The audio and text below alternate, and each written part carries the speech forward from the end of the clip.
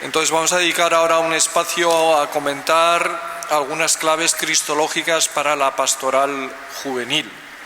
Bueno, esto es un artículo de Salterre, lo tenéis. No, es un artículo de Misión Joven del año 2012. Empiezo con una frase un poco provocativa de Joseph Ratzinger. Dice: la figura de Cristo debe presentarse en toda su altura y profundidad. No podemos conformarnos con un Jesús a la moda. La figura de Cristo debe presentarse en toda su altura y profundidad. No podemos conformarnos con un Jesús a la moda. Vamos a entonces tratar de ver algunas posibles insuficiencias y cómo se pueden corregir en la presentación de la persona de Jesucristo en general y a los jóvenes en particular. Pero antes de eso, una ambientación bíblica. En la escena que nos narran los Hechos de los Apóstoles, en el capítulo 3, hay un paralítico que se encuentra en la puerta hermosa del templo, y cuando pasan los apóstoles Pedro y Juan les pide limosna. Y ellos le responden: no tengo plata y oro, pero te doy lo que tengo. En nombre de Jesucristo Nazareno, levántate y anda.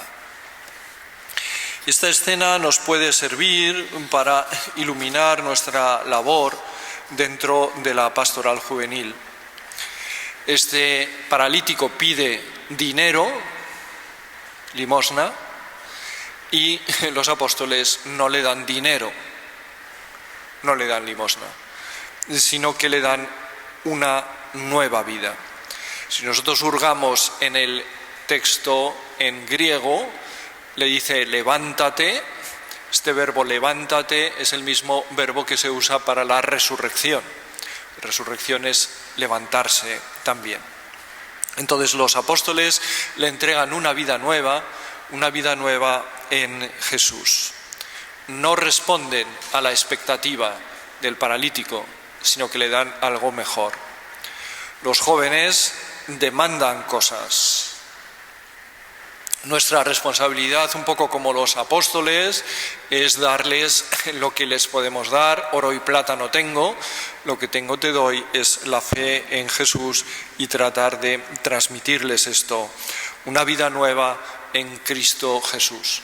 De tal manera que hay un desajuste entre lo que los jóvenes piden y lo que nosotros les podemos ofrecer, como hay un desajuste entre lo que pide ese paralítico en la puerta hermosa y lo que los apóstoles le ofrecen.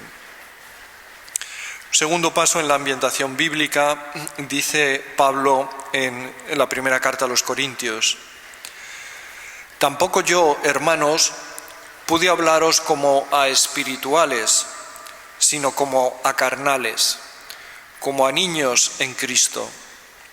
Por eso, en vez de alimento sólido, os di a beber leche, pues todavía no estabais para más. Esto lo dice Pablo con un cierto reproche, pero aunque es un cierto reproche, nos pude dar alimento sólido, os hablé como a carnales, no como a espirituales, os tuve que dar leche, el alimento que se da a los bebés, a los niños pequeños que no pueden masticar, no pueden tomar la carne.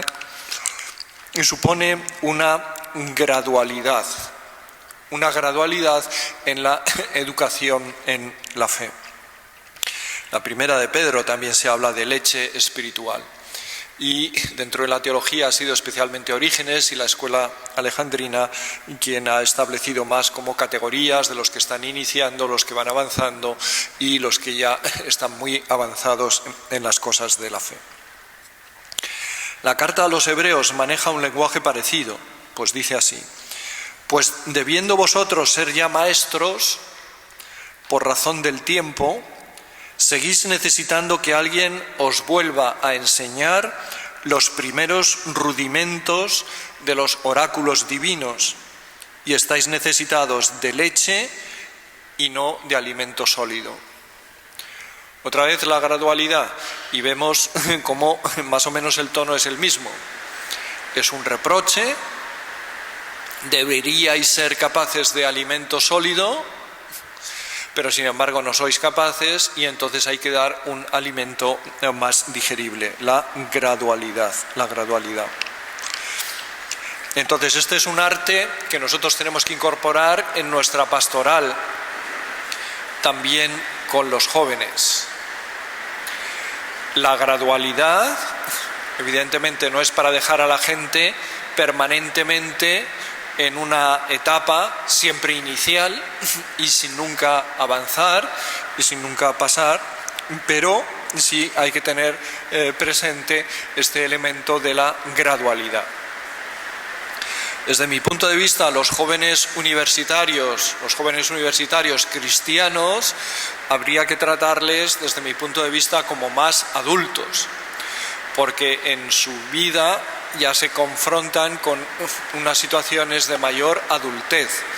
Por lo menos en el ámbito universitario están enfrentando los problemas de fondo de sus disciplinas. Entonces, me parece que es un desajuste muy grande si en sus disciplinas están en los problemas últimos y en su madurez intelectual, pero en la fe estamos en unos niveles más bien bajos o más bien reducidos. Que tratar, digamos, que las dos cosas estén en un nivel más bien parejo, que son capaces de alimento sólido. Bueno, con esta introducción, entonces, algunos elementos para irnos situando, y primero algunos flancos débiles que se pueden presentar. Para entender la teología de Rahner, es uno de los grandes teólogos del siglo XX, a mí me parece que ayuda mucho tener presente que durante el tiempo de la Segunda Guerra Mundial, la Facultad de Teología de los Jesuitas de Innsbruck, donde Rahner daba clase, los nazis la cerraron. Entonces él era profesor, llegan los nazis y cierran la facultad. Entonces él vivió durante 4 o 5 años en Viena. El año 39 les cierran la facultad, hasta el año 45, después de la guerra, no la pueden abrir, y entonces él va a vivir a Viena y está en Viena trabajando en la residencia que tenían allí los jesuitas, pues en trabajo pastoral. Bueno, desde mi punto de vista, él recoge de su experiencia de este trabajo pastoral preguntas para luego trabajar teológicamente. Y una de las cosas que él dice es: habría que preguntarse con más rigor, sistemáticamente, qué ideas se forman propiamente de Cristo, el cristiano y el no cristiano medio, para creer en ella o para rechazarla. Habría que preguntarse cuáles son las formulaciones dogmáticas, sea en las declaraciones oficiales, sea en la catequesis y la predicación ordinarias, que al ser mal comprendidas han dado y siguen dando motivo a criptoherejías preintelectuales. Criptoherejías preintelectuales. Es decir, ¿qué imagen circula entre la gente? Que no es yo decido ser un hereje, pero se da una deformación. Otro jesuita, Sesbue, tiene un libro sobre imágenes deformadas de Jesús. Se da una deformación y esa deformación está circulando, está presente en la vida de la gente, para que luego en nuestra catequesis, en nuestra predicación, en nuestra pastoral, esto lo tengamos presente. Bueno, en su época Rahner, en los años 50, dice: lo que la gente piensa es que Jesucristo es Dios y no tiene suficientemente presente la humanidad. Entonces él dice: hay que poner más insistencia en la humanidad que en la divinidad. Bueno, yo pienso que esa era la situación de los años 50, pero que no es nuestra situación ahora. Entonces, ¿qué dificultades percibo yo o mejor vosotros percibís otras, pero qué dificultades percibo yo que flotan así más o menos, que están así más o menos presentes en el ambiente con respecto a captar la figura verdadera de Jesucristo según la fe de la Iglesia. Bueno, una primera es seguir muy de cerca la investigación histórica sobre Jesús. Entonces, queremos conocer a Jesús, investigación histórica. Bueno, ¿cuál es el problema que veo yo aquí detrás? El problema que yo veo aquí detrás es el siguiente. La investigación histórica es una tarea meramente histórica. Y en cuanto a una tarea meramente histórica, pretende ser una tarea meramente de la ciencia histórica.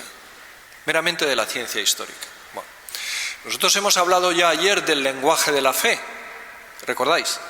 Y decíamos, el lenguaje de la fe es hablar desde dentro, implicado. Decíamos, era un lenguaje autoimplicativo y es un lenguaje de confesión.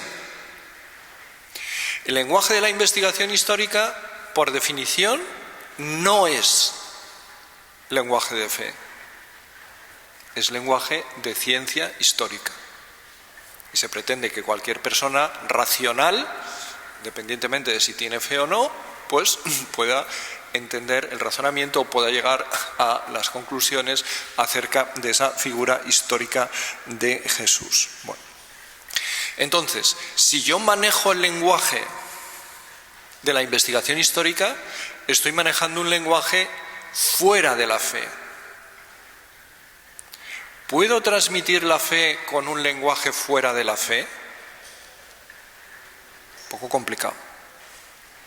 Estamos aquí con una cierta dificultad. El lenguaje de la fe reconoce claramente en Jesucristo al Hijo de Dios, pero la investigación histórica no llega. Normalmente no llega a este resultado. Entonces, un primer ámbito de dificultad es todo este lenguaje que está, que es interesante, que conviene conocer, de la investigación histórica sobre Jesús. Y una de las dificultades que yo pienso que se da en la transmisión de la fe, tal y como yo percibo las cosas, es apoyarnos en exceso en la investigación histórica sobre Jesús, porque ese es un lenguaje que no es un lenguaje creyente, no es un lenguaje de dentro de la fe.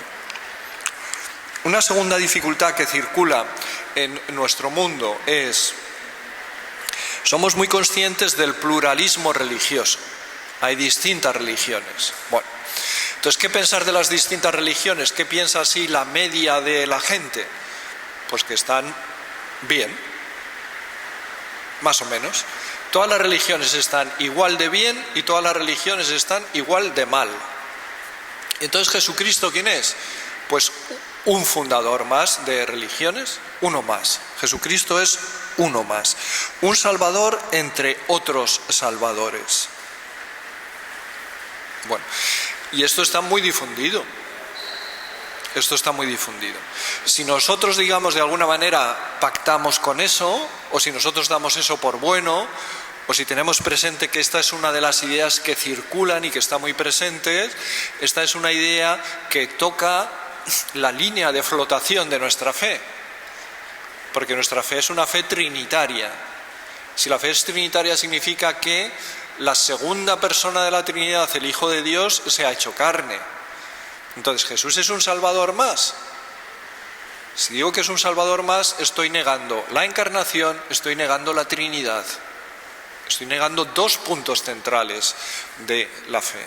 Entonces estoy negando mucho cuestiones que son muy esenciales y muy centrales en nuestra fe. Entonces, con ese tipo de cosas, estamos tratando de detectar problemas, tenemos que estar muy pendientes, tenemos que tenerlo muy presente. Bueno, como nota al margen. Uno de los que escribe de estas cosas de pluralismo religioso, un tal Hick, dice: si fuera verdad esto de la encarnación, dice él, si fuera verdad esto de la encarnación, no se pueden poner todas las religiones al mismo nivel. Solución de este señor: la encarnación es una metáfora, pero no es una verdad. La encarnación es un mito, pero no es una verdad. Porque si la encarnación fuera verdad, Jesucristo, una persona de la Trinidad, se hace carne, nos revela el rostro de Dios. La revelación de Dios en el cristianismo tiene una categoría, tiene un plus, porque es el mismo Dios que se está revelando por encima de las demás. Entonces este hic lo que hace es que elimina la encarnación. Pero al eliminar la encarnación, la pregunta que nosotros le podemos hacer a hic es, bueno, ¿y eso sigue siendo cristiano? ¿O ya has cambiado? Has cambiado la fe y esta fe ya no es la fe cristiana, es otra cosa que tú te has inventado. Bueno. Tercer elemento que circula. Bueno, tenemos que tener cuidado con transmitir a los jóvenes una imagen de Jesucristo que a lo mejor a ellos les enganche, pero que no genere afección eclesial. Entonces, cuidado con la trampa de decir Jesucristo sí, pero Iglesia no. Porque no tenemos tiempo, pero otro de los artículos que yo tengo es la eclesialidad de la fe cristológica. ¿Cómo conocemos nosotros a Jesucristo? Mediante la mediación eclesial. La Iglesia es la que nos lo transmite, la Iglesia es la que nos transmite la Sagrada Escritura, y gracias a la Sagrada Escritura nosotros tenemos acceso a conocerle. Entonces, evidentemente Jesucristo tiene un puesto distinto de la Iglesia en nuestra fe, y es primero y es principal, y la Iglesia es secundaria.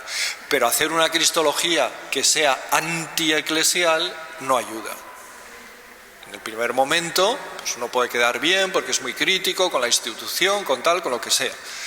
Pero en el medio y en el largo plazo, en el que nosotros también tenemos que pensar, eso no ayuda. Siempre hay una distancia entre Jesucristo y la Iglesia, y siempre la Iglesia que es discípula es pecadora y no está a la altura. Siempre. Pero eso no ayuda, digamos, empeñarse en una impostación antieclesial de la cristología. Con esto, algunas claves que nos puedan ayudar. 6 claves que habría que barajar de modo simultáneo. La primera, para la fe cristiana es muy capital entender que Jesús es el Cristo. Bueno, entonces, uno de los libros que ha tenido éxito en cristología es el libro de la hora cardenal, Walter Kasper. Entonces él empieza su libro, muy al comienzo, dice así: la profesión Jesús es el Cristo representa el resumen de la fe cristiana, no siendo la cristología otra cosa que la concienzuda exposición de esta profesión. Entonces, ¿la fe cristiana en qué consiste? Consiste en profesar, en creer que Jesús es el Cristo, entendiendo que con el Cristo se está encerrando todos los predicados de majestad, que Jesús es el Señor, que Jesús es el Hijo de Dios, que Jesús es el Cordero, que Jesús es el primogénito de entre los muertos, etc. Entonces, todos esos elementos de confesión de fe ahí incluidos. Jesús es el Cristo. Si nosotros decimos Jesús, nos estamos refiriendo a un personaje histórico. Pero de este personaje histórico nosotros estamos diciendo es el ungido de Dios, el enviado de Dios, el Hijo de Dios. Y entonces para la cristología es muy importante este cosido entre las dos cosas: la historia de Jesús y la confesión de fe en él, y mostrar la congruencia, la convergencia de estos elementos. De tal manera que entonces en nuestra enseñanza, en nuestra predicación, en nuestra catequesis acerca de Jesús, tenemos que lograr tratar de transmitir este cosido de todos los elementos. Bueno, de tal manera que entonces hay que hilvanar: Jesús predicó el reino, Jesús rezaba, y Jesús tenía una enseñanza a sus discípulos cerca de la ley, sermón del monte, con parábolas. Jesús hizo milagros, Jesús comía con los pecadores, Jesús enseñaba a los discípulos, Jesús se enfrentó en algunos puntos a las autoridades judías, a los fariseos y a los saduceos. Jesús le condenaron a muerte, pero también Jesús resucitó y Jesús fue exaltado. Jesús está sentado a la derecha del Padre. Jesús vendrá a juzgar a los vivos y a los muertos y a hacer el entramado de todo, de todo. Hay veces que insistimos mucho en aspectos del ministerio de Jesús, sin llegar hasta la confesión de fe. Bueno, entonces no estamos transmitiendo, estamos quedándonos un poco a medio camino. Si nos quedamos con algunas parábolas, o nos quedamos con alguna enseñanza, nos quedamos con las comidas con los pecadores, nos quedamos con algunos milagros. Todos los elementos que nosotros tenemos en las narraciones evangélicas, todos son significativos, todos son importantes, todos son relevantes, todos van manifestando rasgos significativos de Jesucristo para nuestra fe. Y todos los tenemos que tener en cuenta, pero para que todos confluyan, en Jesús es el Cristo. Jesús es el Cristo. Jesús es el Cristo, es el resumen. Si nosotros nos quedamos con Jesús sin decir que es el Cristo, no hemos presentado la fe cristiana. Hemos presentado un personaje interesante para entender la historia del mundo occidental. Pero no hemos presentado la fe cristiana si nos falta ese elemento de confesión de fe. Bueno. Entonces aquí el lenguaje tiene mucha importancia. Y una de las manías que tengo yo para la catequesis, para la liturgia, es lo que yo llamo el jesusismo. ¿Qué terminología empleamos nosotros para hablar? ¿Solamente decimos Jesús y nada más? La investigación histórica dice Jesús. La investigación histórica no es lenguaje de fe. ¿O digo yo alguna vez el Señor, el Hijo de Dios, mi Salvador? Cuando meto ese mí, me estoy mojando mucho. Si hablo de Jesús, es un plano más objetivo. Si hablo de mi Salvador, es un plano más subjetivo, más confesante, más autoimplicativo. Bueno, entonces, una pregunta es, ¿cómo hablo? ¿Cómo hablamos? Si en nuestro lenguaje ya rezuma por la manera de hablar la confesión de fe, o nuestro lenguaje es el de un profesor que asépticamente trata un tema, como más o menos intenta hacer la investigación histórica sobre Jesús.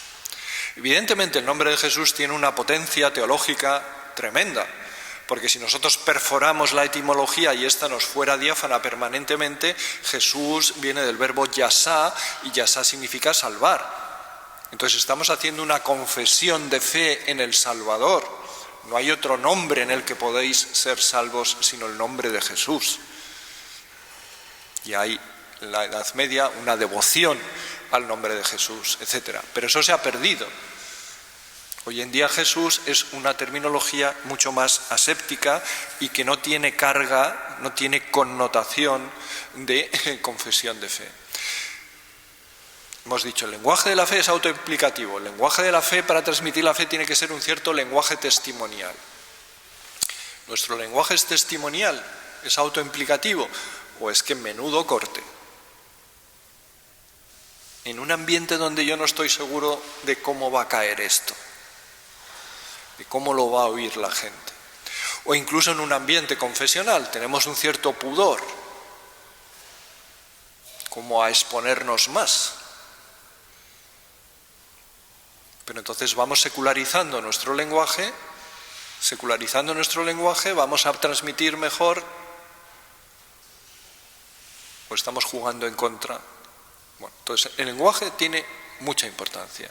Y primera reflexión, ¿qué lenguaje manejo yo? ¿Qué lenguaje manejo yo en casa? ¿Qué lenguaje manejo yo en la comunidad? ¿Solamente es confesante en la celebración explícita de la liturgia o en un ratito de oración comunitaria que hacemos? ¿O es confesante también en otros momentos? Bueno, todos los evangelios está dirigido hacia esta confesión de fe. Es una catequesis para llegar a esta confesión de fe. Y eso lo vemos bien si nos fijamos en el primer final del Evangelio de Juan. El Evangelio de Juan, como sabéis, el capítulo 21 está añadido después, pero el final del capítulo 20, casi el último versículo, es la confesión de fe de Tomás: Señor mío y Dios mío. Y todo está escrito para que nosotros lleguemos a esa confesión de fe, a reconocer que Jesús es el Cristo. Bueno, segundo elemento a tener presente. He hablado antes de la investigación histórica. La investigación histórica presta servicios, pero la investigación histórica tiene límites también. Bueno, entonces hay veces que nos desmelenamos y decimos: desde el punto de vista de la investigación histórica, esta escena o esta palabra es históricamente fidedigna. Por ejemplo, el Abba. Están los estudios de Joachim Jeremías, otros estudios que ha habido después, y esto se ha rubricado. Jesús se dirigió a Dios en oración, llamándole Padre, con una terminología que procede del lenguaje infantil, con ese término de los niños, que no es Ab, Padre, sino es Abba, Papá. Esto es histórico. Nos quedamos. Pero si uno es listo, dice: ajá. Entonces no todo es histórico.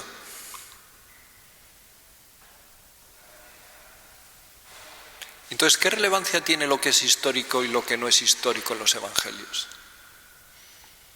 Estoy generando problemas a la gente que a lo mejor no tenía. Porque luego dicen: bueno, ¿y la escena de María al pie de la cruz con el discípulo amado?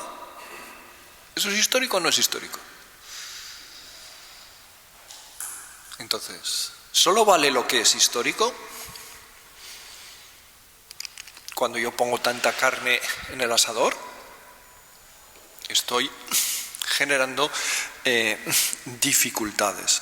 Bueno, estoy generando dificultad entre lo que es histórico de Jesús, lo que dice la Iglesia. Entonces, lo que dice la Iglesia que no es histórico de Jesús, ¿qué legitimidad tiene? ¿Esto es un invento? Bueno, entonces con esto pienso que tenemos que tener cuidado. Los evangelios nos presentan una historia, la de Jesús, que está entera penetrada de esa lectura creyente.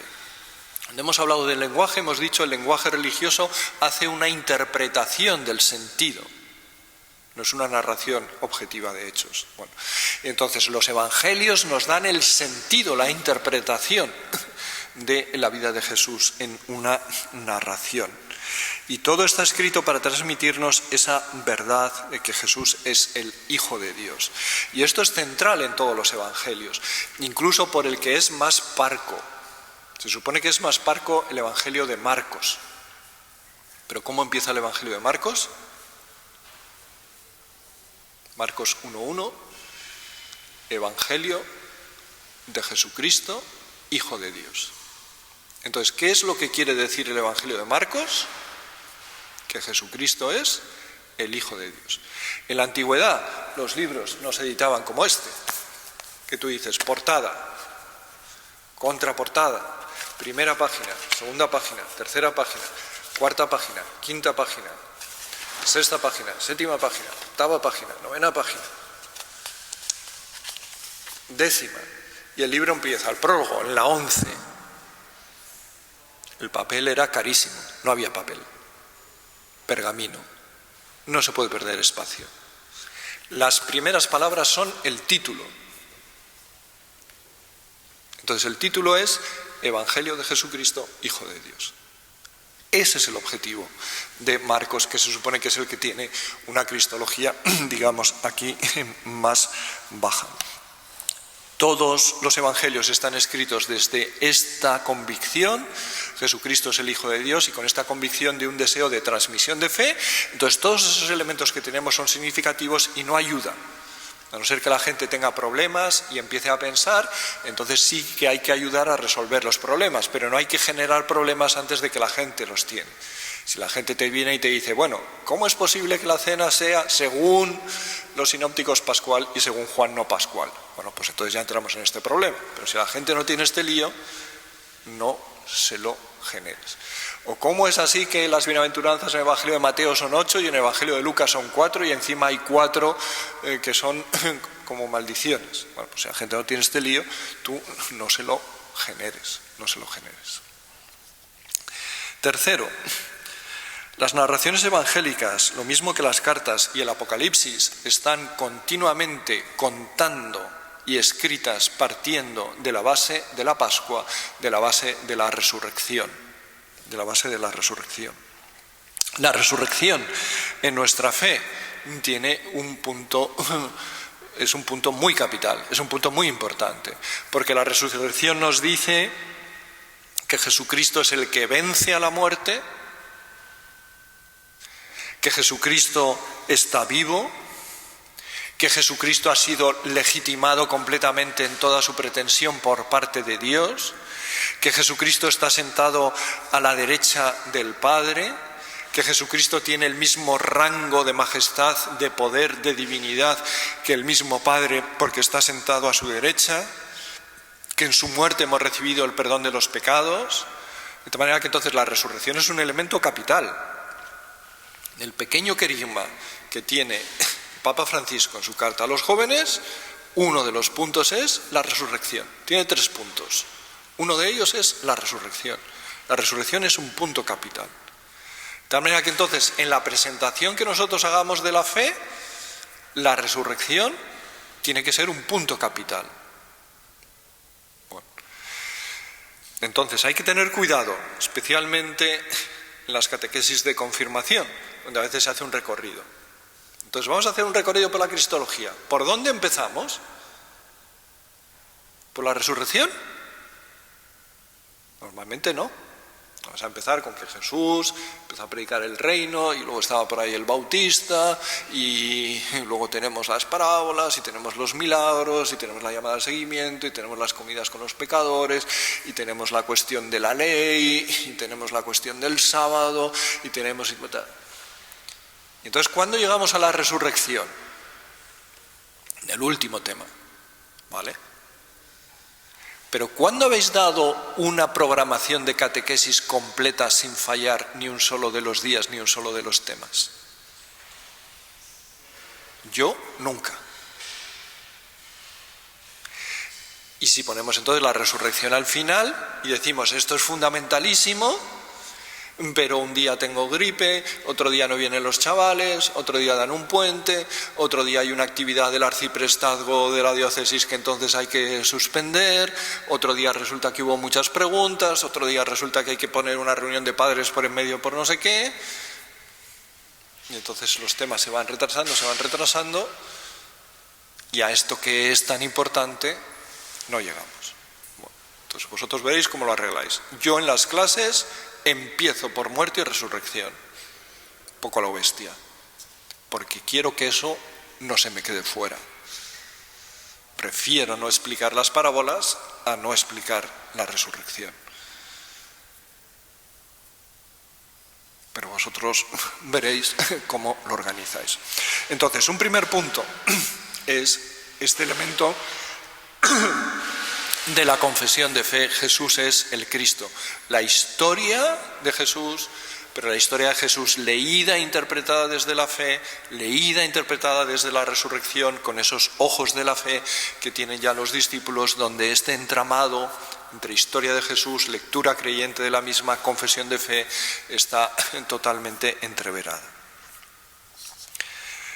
Siguiente punto importante: Jesucristo es Dios encarnado. Bueno, yo enseño cristología y una de las cosas que yo digo a los alumnos es: la cristología, para funcionar bien, nuestra manera de entender a Jesucristo para funcionar bien, tiene que tener 2 enganches fundamentales. Un enganche fundamental desde el punto de vista de la teología con la teología trinitaria y otro enganche fundamental con la antropología.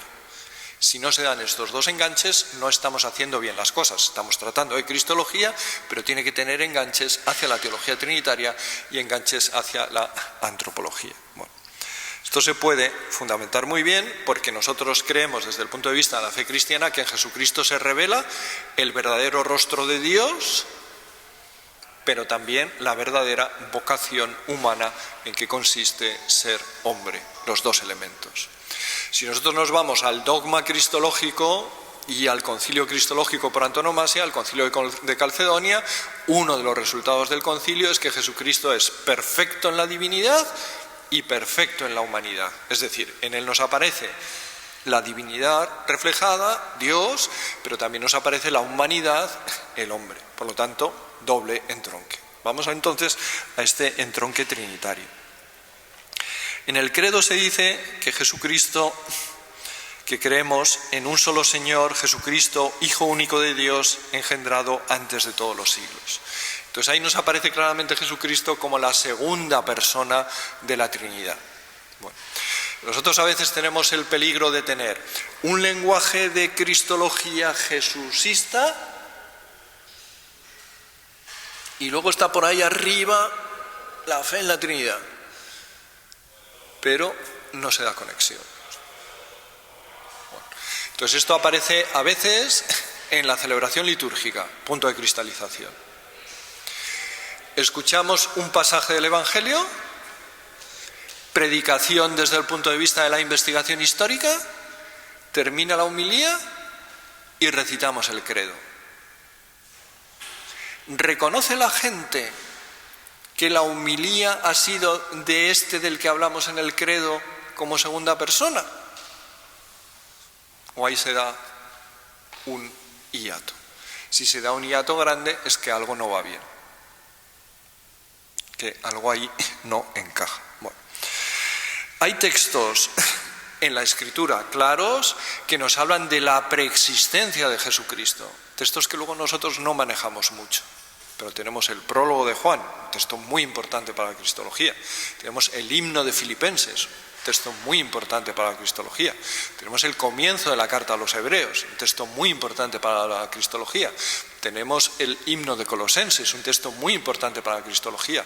Y aquí en todos estos textos se nos habla de la preexistencia y de la mediación en la creación.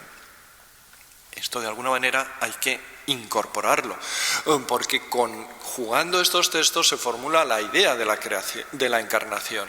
La encarnación es un punto capital en nuestra fe. Bueno, tenemos que ser capaces un poco de transmitirlos. Estaban los discípulos con las redes y entonces pasa por allí Jesús de Nazaret y les dice: sígueme. Entonces se dan un codazo Santiago y Juan y dicen: el Logos encarnado, vamos con él. No nos lo imaginamos así, porque ha habido una génesis de la cristología. Pero para nosotros sí sabemos que ese Galileo que pasa por allí y les llama es el Logos encarnado. Entonces esta costura de cómo hemos pasado de Jesús de Nazaret en su historia a la confesión de fe en él como el Cristo y como la segunda persona de la Trinidad es algo que hay que facilitar en la gente. Es algo en lo que a lo mejor nosotros mismos tenemos que crecer porque igual lo tenemos un poco descoyuntado. En el credo decimos Dios de Dios, luz de luz, Dios verdadero de Dios verdadero, engendrado, no creado, de la misma naturaleza del Padre. Bueno, el impacto de la investigación histórica ha sido tan fuerte que nosotros cuando pensamos en Jesucristo pensamos, bueno, ese chavalote que andaba allí por Galilea, que tuvo un pollo ahí con los fariseos, pues se le dedicaba los sábados a curar a la gente,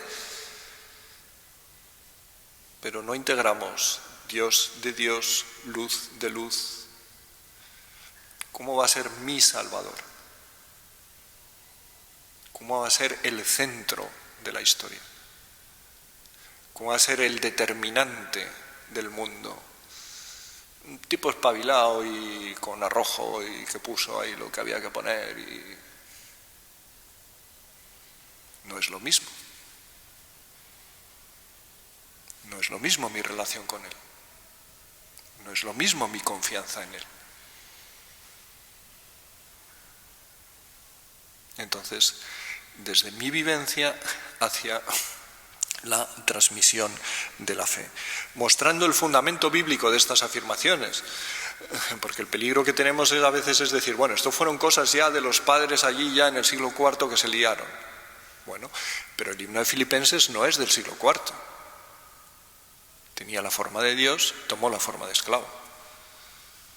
La carta a los Colosenses no es del siglo IV, el que es el primogénito de toda la creación, por medio del cual fueron hechas todas las cosas. 1 Corintios 8:6 no es del siglo IV. Creemos en un solo Dios y en un solo Señor, mediador de todo y creador de todo. El comienzo de la carta a los Hebreos no es del siglo IV. La carta a los Efesios no es del siglo IV. Bueno, entonces tenemos que hacer este cosido nosotros para poderlo transmitir. Jesucristo, por lo tanto, es el Dios encarnado, pero Jesucristo también descifra el misterio del ser humano. Uno de los textos más importantes del Concilio Vaticano II y desde luego para la Cristología es el número 22 de Gaudium et Spes. Bueno, allí se dice, en realidad el misterio del hombre solo se esclarece en el misterio del Verbo encarnado. Y hemos hablado de Cristología y Antropología el día anterior. Y este texto de Gaudium et Spes 22 es donde más claramente se ve ese engarce entre Cristología y Antropología. Cómo está un poco vertebrado, que no voy a explicar por completo, en un libro que yo he sacado recientemente, El Hijo se hizo carne, ahí hay un epígrafe entero sobre Gaudium et Spes 22. Bueno. ¿Cómo justificamos nosotros teológicamente? El misterio del hombre solo se esclarece en el misterio del Verbo encarnado. Entonces aquí entra en juego teología de la creación. Teología de la creación. ¿Cómo hemos sido creados nosotros? Y este texto de Gaudium et Spes 22 maneja dos motivos básicos. Un primer motivo básico que maneja es lo que se llama la teología de los dos Adanes. Entonces habéis leído a San Pablo, 1 Corintios 15 y Romanos 5, ahí habla de dos Adanes, el primer Adán y el segundo Adán. Y supongo que esto suena. Y dice, el primer Adán era figura del que había que venir. Bueno, y entonces, ¿qué idea está aquí detrás? La idea que tenemos nosotros aquí detrás es que si nosotros tomamos los relatos de creación del Génesis, tenemos dos relatos. Uno que ocupa básicamente el capítulo 1 y otro que ocupa básicamente el capítulo 2. En el capítulo 2, ¿cómo es la creación? La creación, Dios se supone que se pone a dar forma ahí a un barro. Y la idea, un poco tosca, es que le da forma de un barro humano. Para crear a Adán, hace como una especie de hombrecillo de barro. Bueno. Y entonces, ¿qué idea tienen unos autores en el siglo II, siglo III, Ireneo y Tertuliano? Dicen, bueno, Dios le está dando forma a ese barro para crear al hombre. ¿Qué forma le da? Le da la forma de Cristo. Porque cuando ya está creando a Adán, ya está pensando en la encarnación. Dios crea a Adán de tal manera que la encarnación del Hijo sea posible. Entonces, ¿cuál es la primera idea que tiene Dios, si podemos hablar así, en su cabeza al crear? Cristo. Voy a crear a Adán de tal manera que la encarnación de Cristo sea posible. Entonces ya está Adán moldeado, prefigurado para la encarnación. ¿Cuál es el primer Adán? El que cronológicamente es el segundo. Primero tenemos nosotros a Adán, marido de Eva para entendernos, y luego tenemos el segundo Adán, Cristo, pero este segundo Adán en la cabeza, en el designio de Dios, es el primero, según el cual ese Adán, marido de Eva, está prefigurado. Entonces nosotros ya hemos sido hechos con forma de Cristo. Y entonces nuestro ser se completa en la medida en que nosotros nos conformamos con Cristo.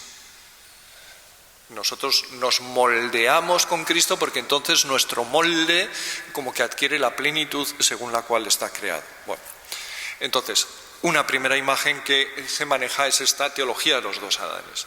Otra segunda que se maneja, un poco más fácil de entender, es, si nosotros miramos, ahora nos pasamos a Génesis 1, ¿cómo ha sido la creación de los humanos en Génesis 1? a imagen y semejanza.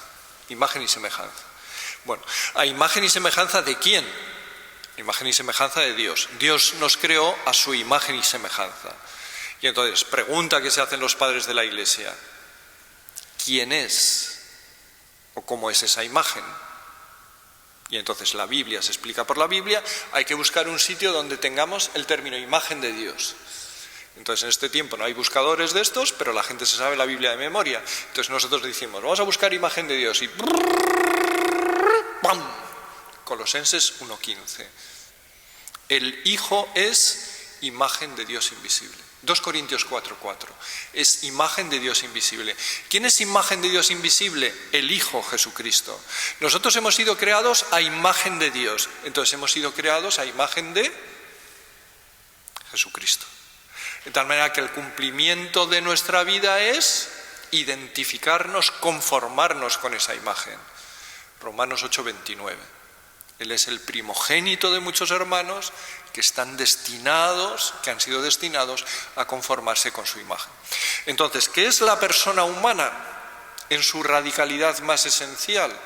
Hijo, imagen de Dios. ¿Cómo realizamos nosotros nuestro ser hijo, nuestro ser imagen de Dios? Conformándonos con el modelo del Hijo, que es la auténtica imagen de Dios. Bueno, entonces, el enganche con la antropología. Cuarto elemento, a ver si voy un poquito más deprisa.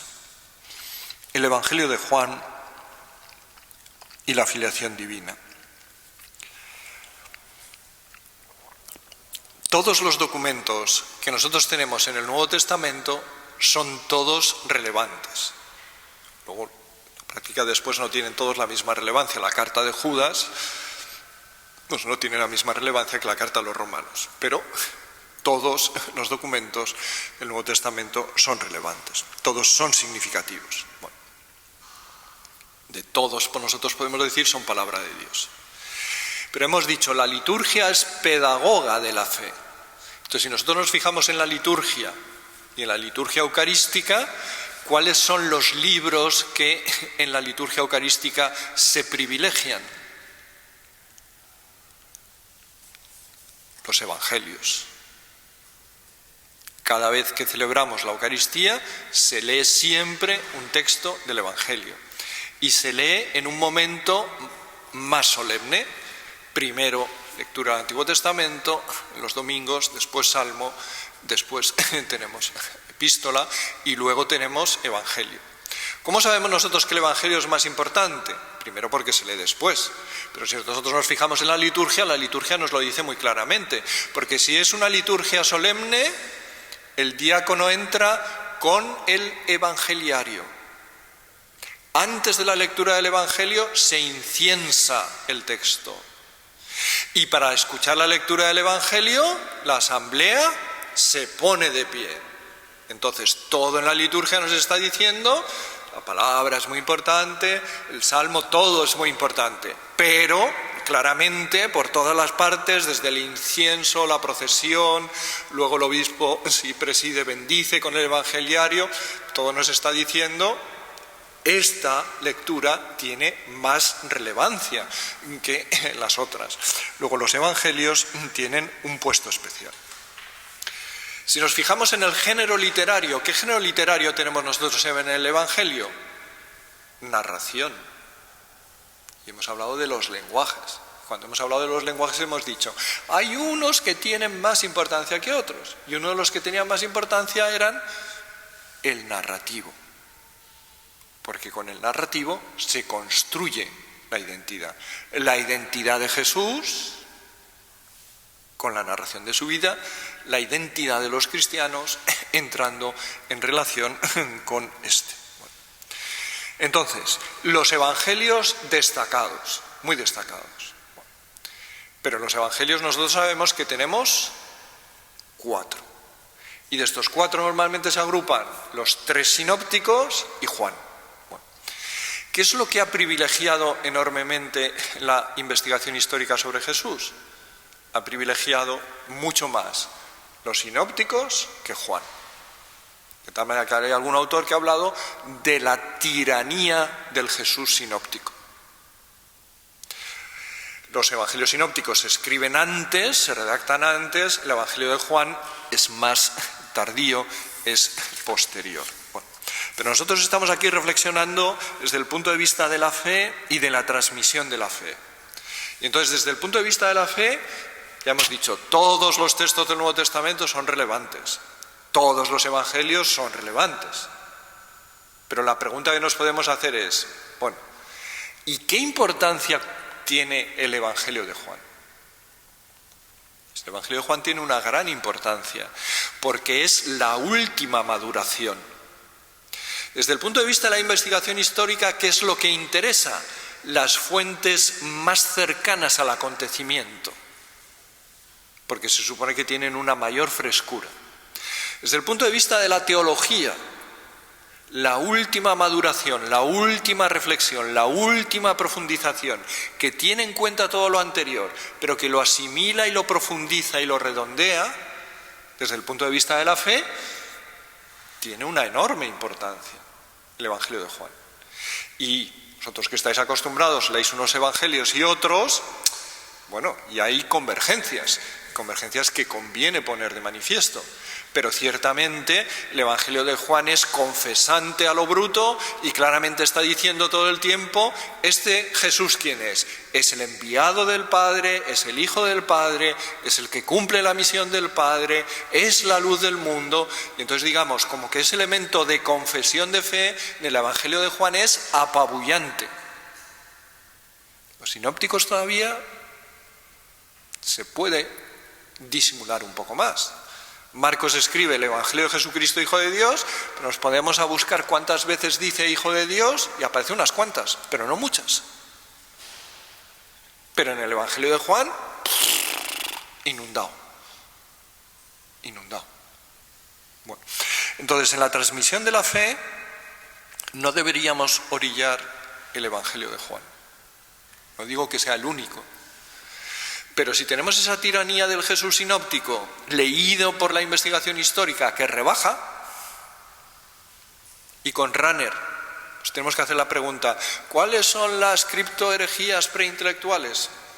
Para invertir la situación, entonces el Evangelio de Juan me parece a mí que tiene que tener un puesto especial.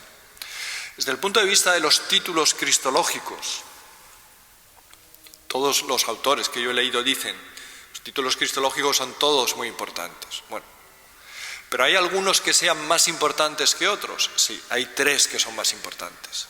Cristo, Señor e Hijo de Dios.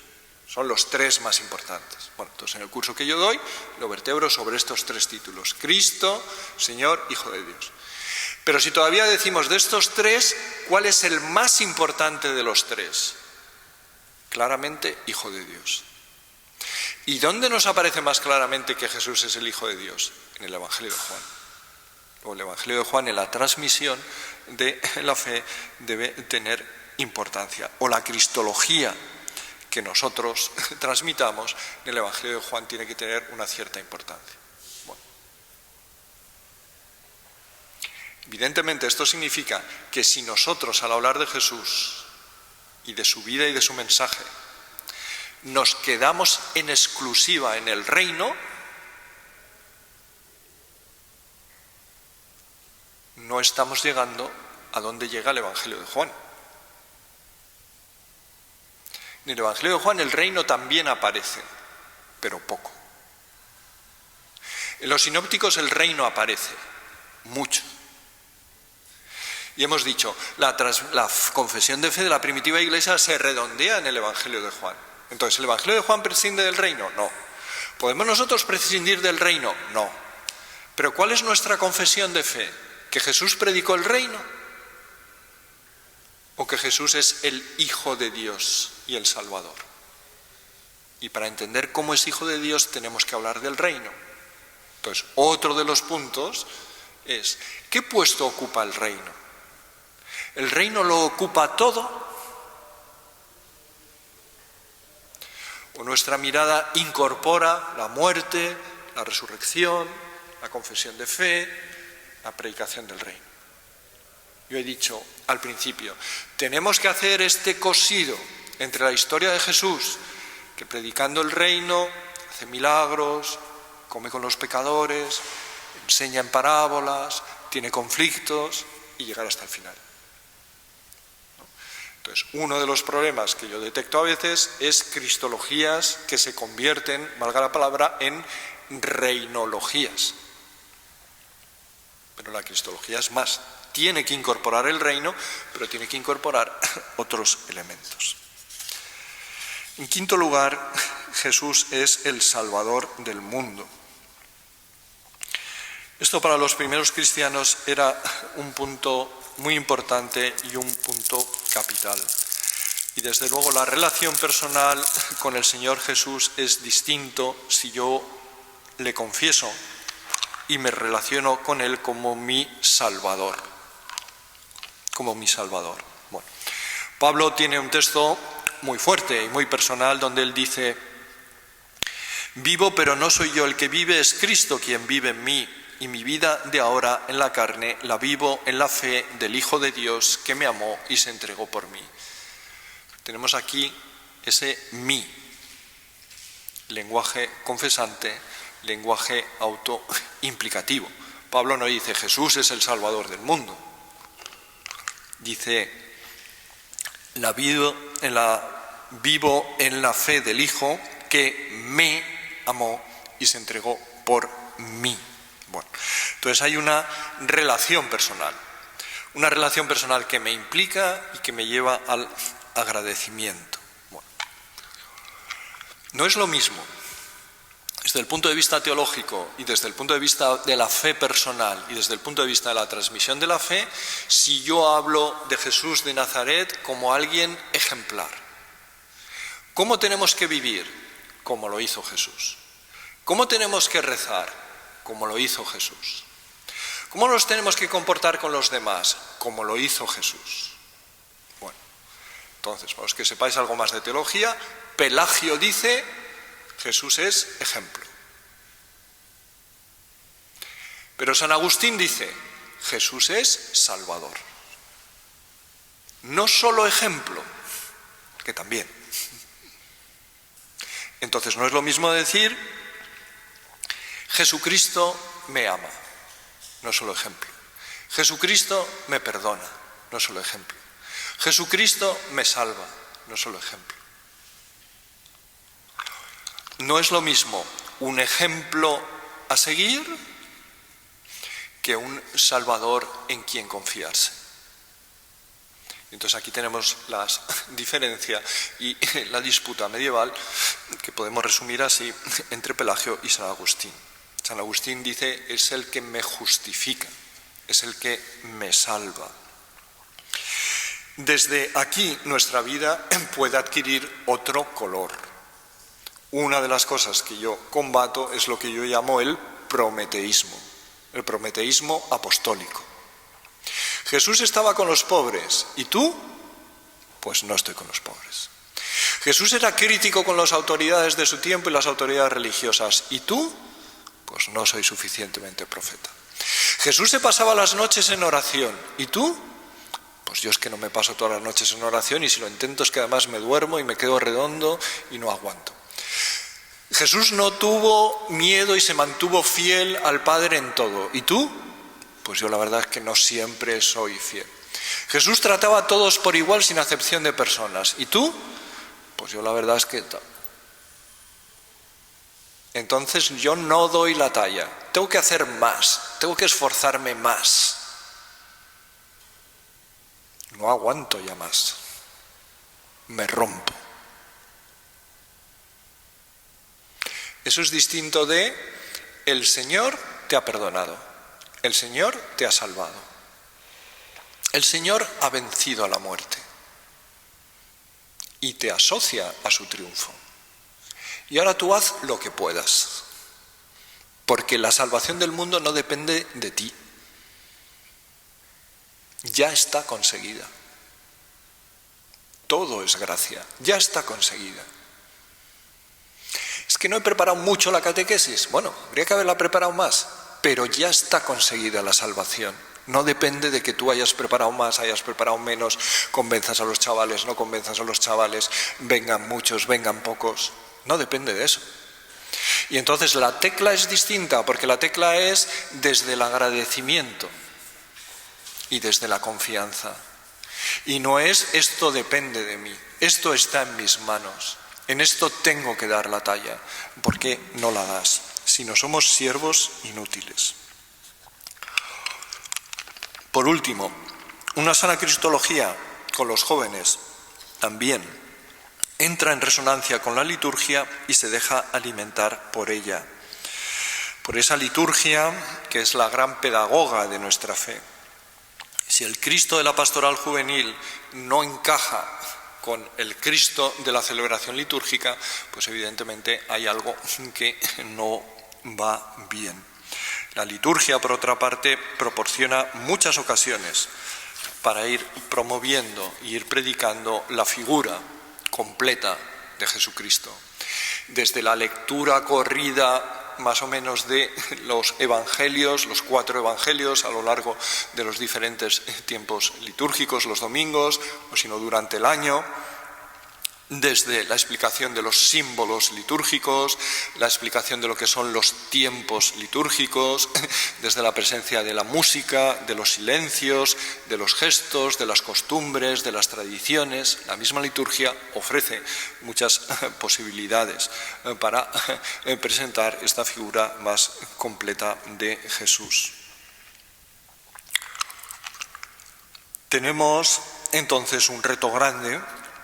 Tenemos muchas posibilidades de ser mensajeros, de ser apóstoles, de ser instrumentos en manos de Dios. Instrumentos evidentemente que no son perfectos, pero será el Espíritu el que ponga a los jóvenes a los pies de su Maestro. Nosotros confiemos en Él y confiemos en ser siervos inútiles que trabajan siguiendo sus dictados y su dirección. Bueno, yo con esto termino.